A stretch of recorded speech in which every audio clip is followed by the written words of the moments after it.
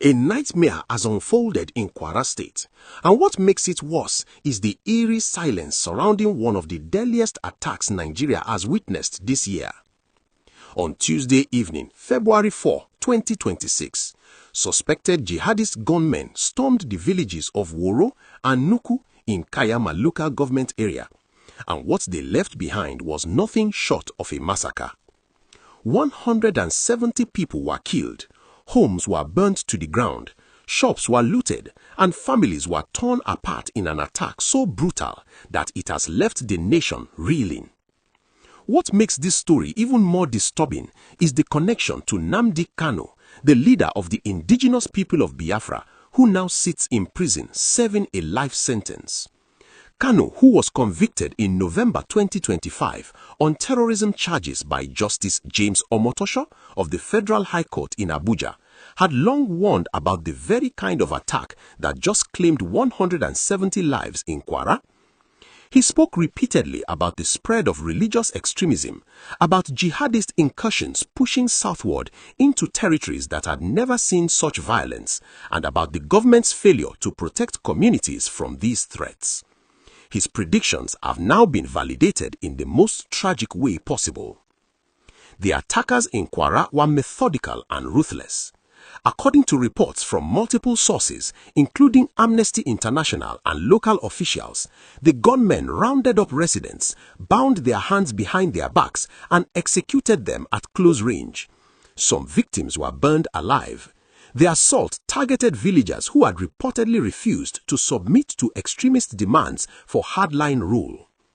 President Bola Tinubu blamed the attacks on Boko Haram and linked groups, while other officials pointed to Lakurawa, a faction connected to the Islamic State West Africa province.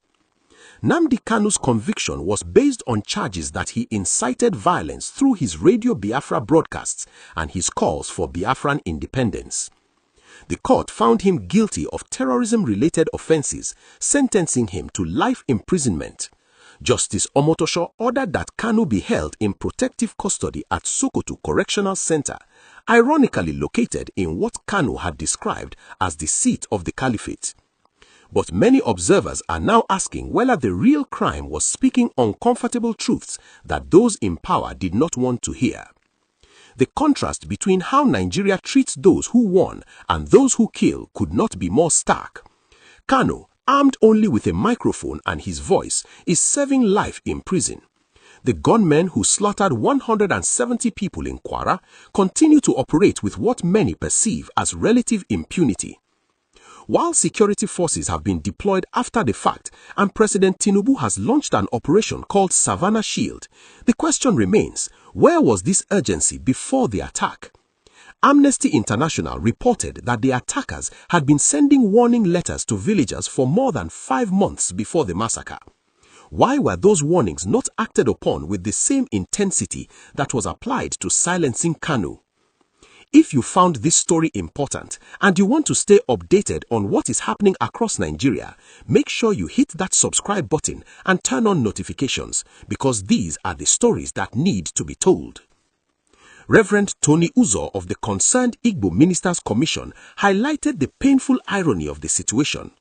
He noted that Kanu predicted this exact scenario years ago, warning that extremists would push into southern territories if left unchecked. Yet instead of heeding those warnings, the government prosecuted him. The Reverend pointed out that in Nigeria, words are treated as deadlier than weapons, and warnings are punished more harshly than mass murder. Nnamdi Kanu has now filed an appeal against his conviction on February 4, 2026, arguing that the trial court made fundamental errors. Whether this appeal will succeed remains to be seen, but what cannot be reversed are the 170 lives lost in Kwara State, lives that might have been saved if the warnings about the spread of extremism had been taken seriously. The silence surrounding this tragedy is almost as troubling as the massacre itself. Where is the national outrage? Why does it seem like Nigeria has become numb to this kind of violence? These are questions that demand answers. What do you think should happen next? Should Nnamdi Kanu's warnings be reconsidered? Drop your thoughts in the comment section below and subscribe so you never miss updates on this developing story.